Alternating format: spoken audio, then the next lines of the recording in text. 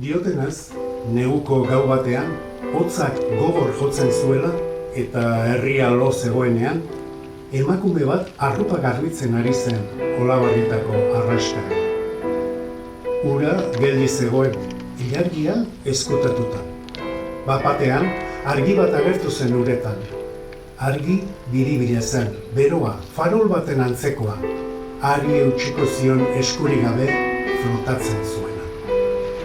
Emakumeak beldurri gabe, argi isilari jarraitu zion landan zehar, haren biztirak bakarrik bidatuta. Eta han, belar ezearen artean, alaba aurkitu zuen. Orduak eta orduak galduta zeraman, zain zegoen. Arrez gero, arraskako argiek ez omen dute beldurrik ematen, itxaropena ematen dute.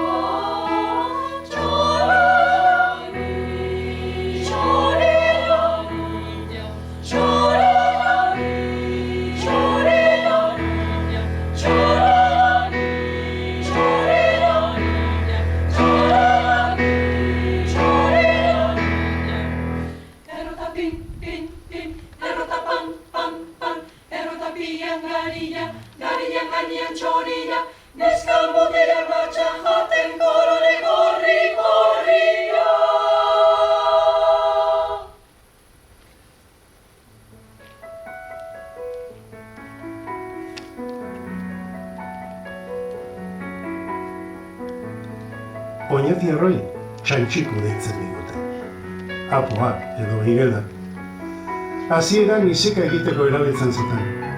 Errekakoak, gauetan korroka egiten dutenak. Baina denborak bere lana egin zuen. Eta erentzeko